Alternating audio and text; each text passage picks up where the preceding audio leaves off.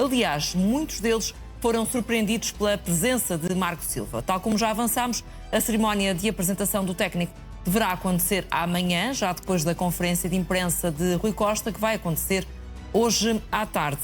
Zé, teria sido importante a presença de Rui Costa neste primeiro dia no Seixal? Até noticiamos que há alguns funcionários que foram apanhados de surpresa com a chegada do treinador. Sim, aparentemente, quer dizer, Marco Silva compareceu no Benfica Campos, acompanhado do diretor-geral, Mário Branco, que evidentemente tem importantes funções no Benfica, é ele que superintende o futebol profissional. Concordo contigo, a presença do presidente faria sentido. Mas fica a ideia também que estamos a falar de uma presença informal e fugaz e relativamente rápida. A apresentação é só amanhã e haverá com certeza a oportunidade para presidente e treinador estarem juntos, mas alguma razão terá presidido ao facto de Rui Costa não estar presente. Esteve o diretor-geral, não vou valorizar isso. Sabemos também que amanhã vai acontecer a tal apresentação, ao que tudo indica, a apresentação de Marco Silva, com poupa e circunstância. Portanto, o Benfica tem a intenção de dar dimensão a esta contratação. Achas que Marco Silva, neste momento, Zé, entusiasmará os adeptos do Benfica ou não, nesta altura? Olha, eu acho que aquilo que Rui Costa disser hoje em relação ao tema, claro que ele vai remeter para amanhã, não é? Partindo do pressuposto que se confirma a apresentação de Marco Silva amanhã, mas eu acho que depende muito do boost e do impacto que o Benfica criar para a entrada deste treinador. Eu penso que essa é uma das razões pelas quais a apresentação de Marco Silva terá, como disseste, pompa e circunstância. Por outro lado, é uma forma também de apontar baterias para a frente.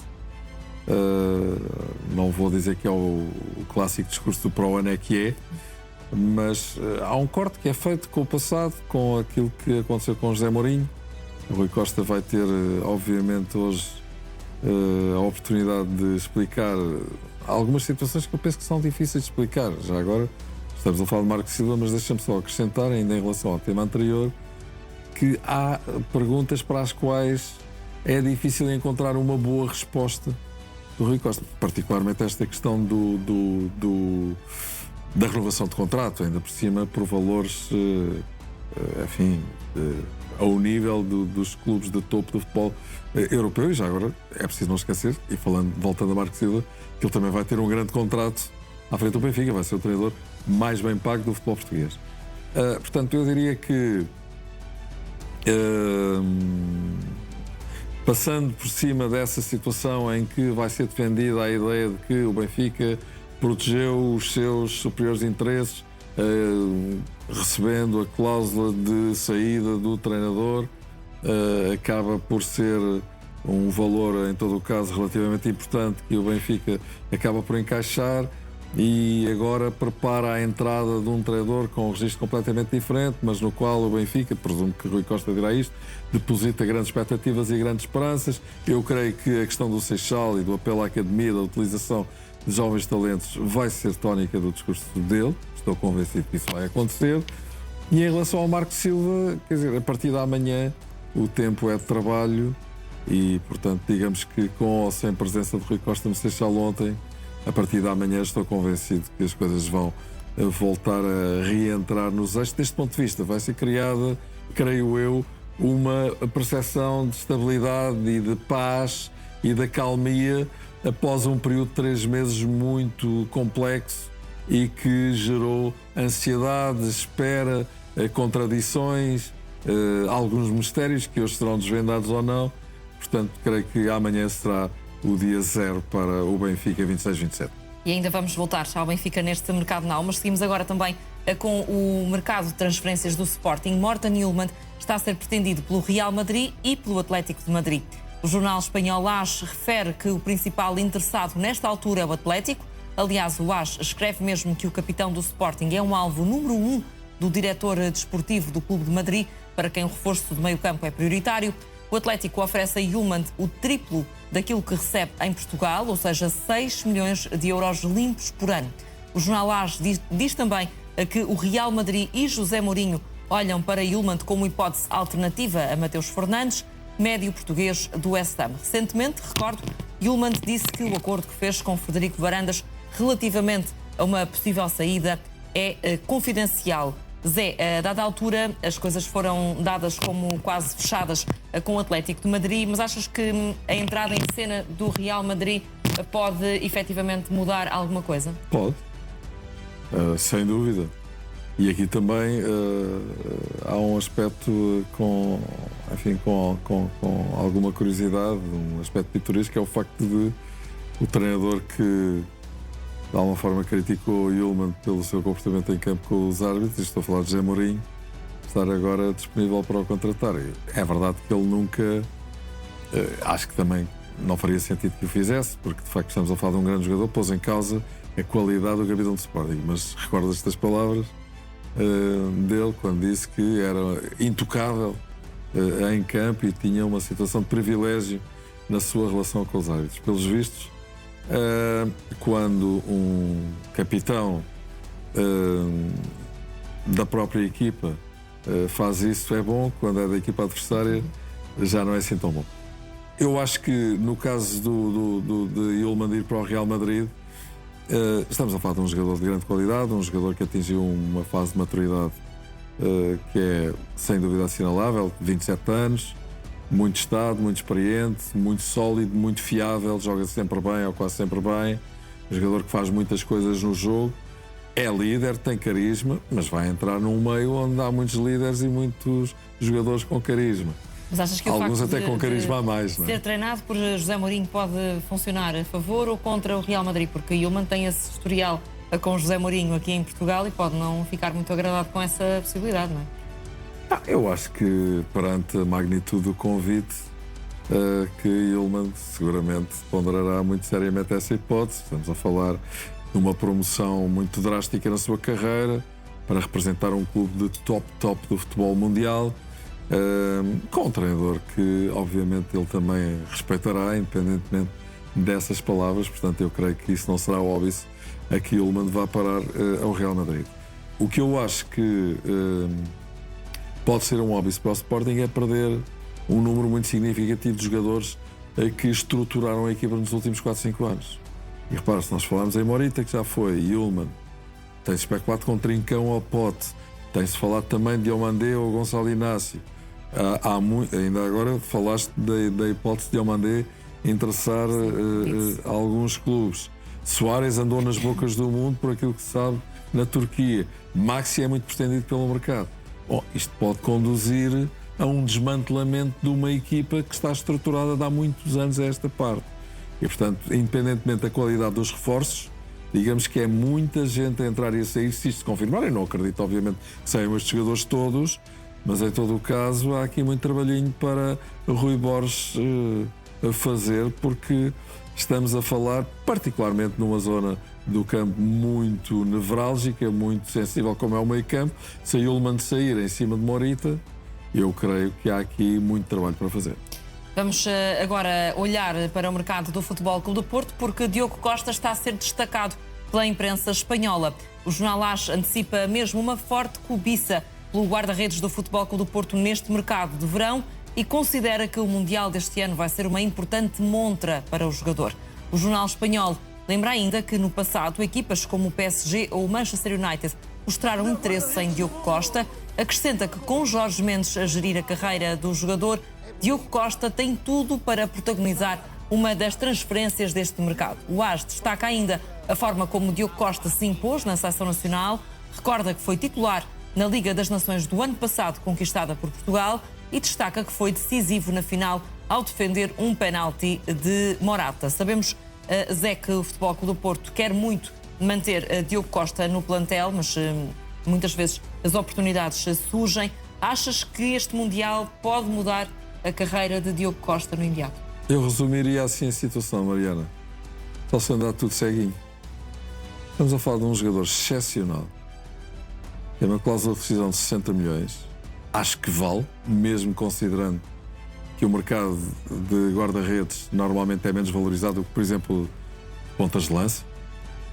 Bem menos valorizado. Neste caso, acho que estamos a falar da mesma coisa. Eu já tive a oportunidade de dizer obviamente é a minha opinião, é rebatível como outra qualquer. Diogo Costa é o melhor jogador do Porto e para mim é o melhor jogador do campeonato português. É um jogador absolutamente decisivo, não tem pontos fracos. Digamos que até o facto de não ser um guarda-redes excepcionalmente alto, é alto, mas não é excepcionalmente alto, constitui um óbice para ele, um jogador muito forte entre os postos, a sair deles, a jogar a bola com a mão, com os pés, uma capacidade de resposta extraordinária, por exemplo, remates à queima-roupa, quando os adversários aparecem pela frente, e por cima defende penaltis, com uma percentagem de sucesso bastante elevada.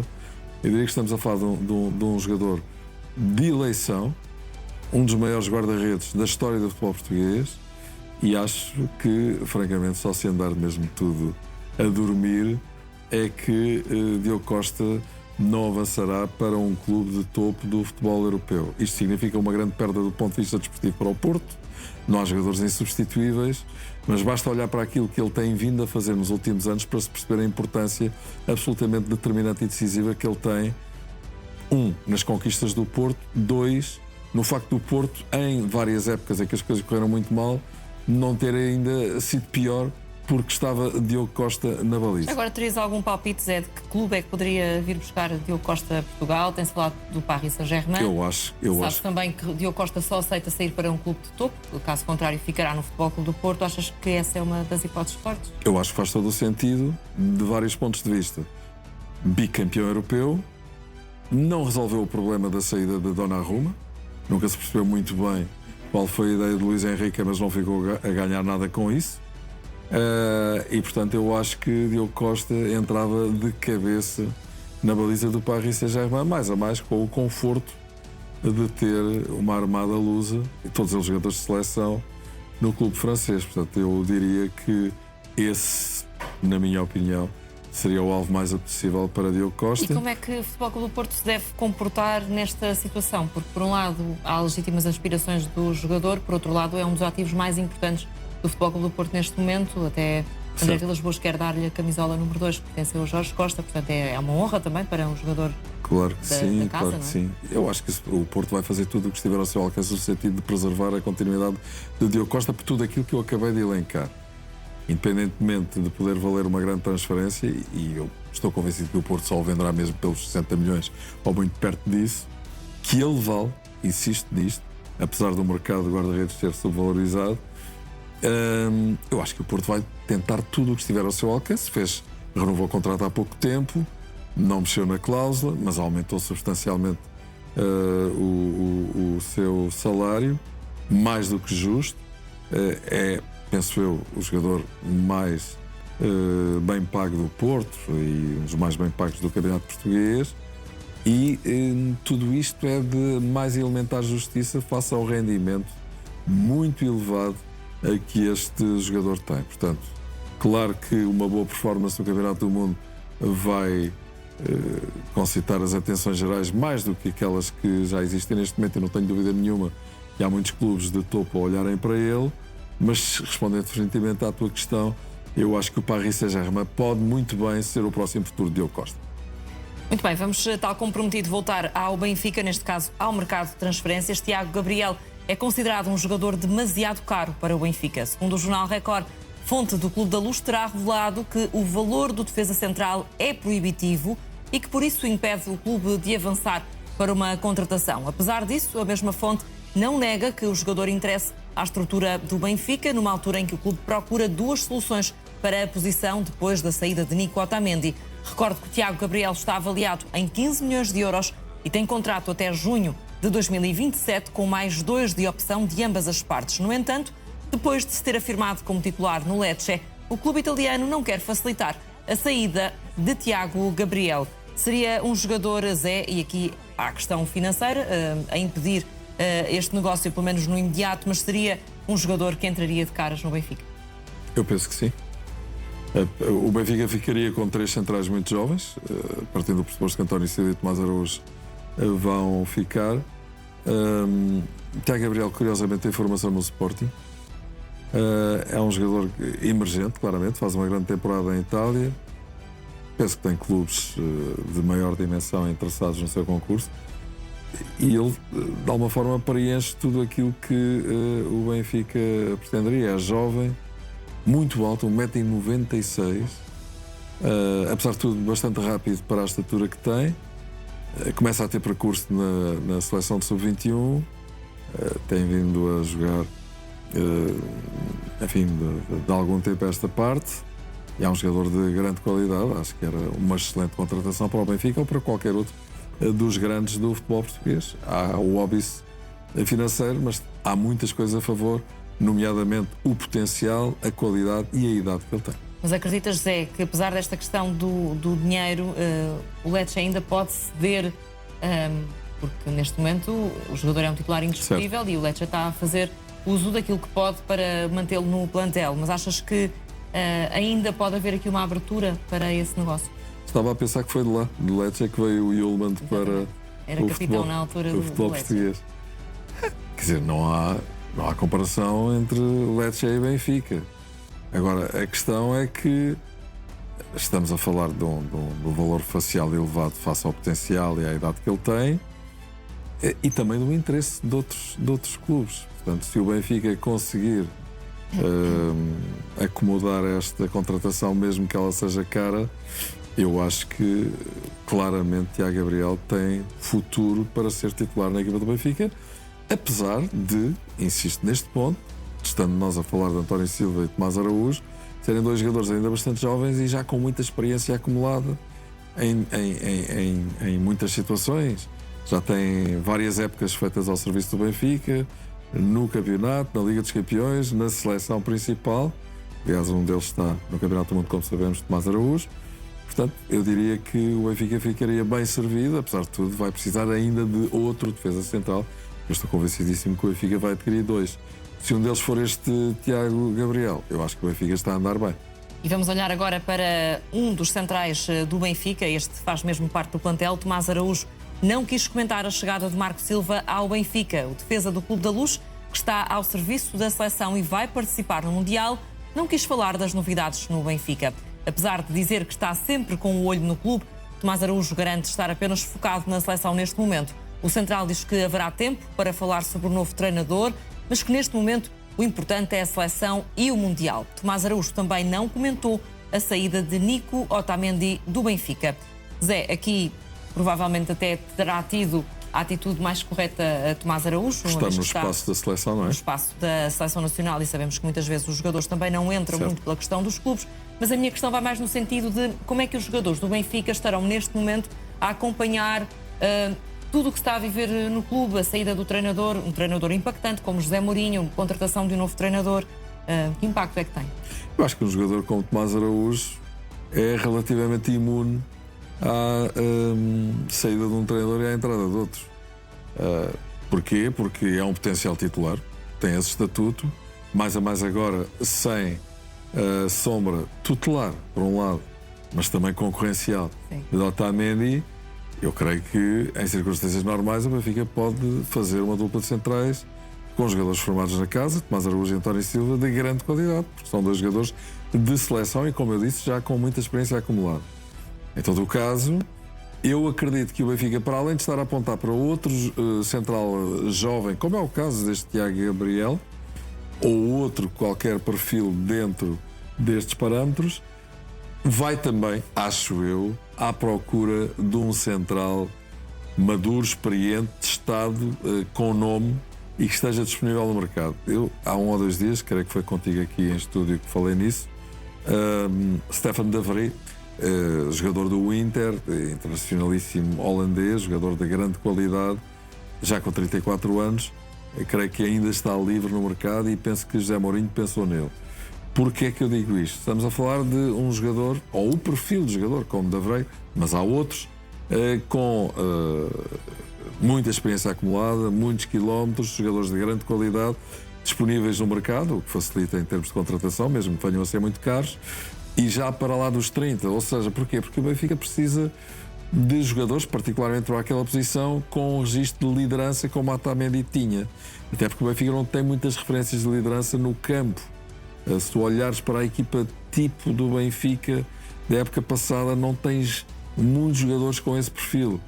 E, portanto, eu acho que o Benfica vai apontar para um central jovem com potencial e para outro central com maturidade, com experiência e com qualidade e que possa também ele poder concorrer para a titularidade. Portanto, vejo aqui uma luta difícil, mesmo para António Silva e Tomás Araújo, no caso de vir a central mais experiente. Falaremos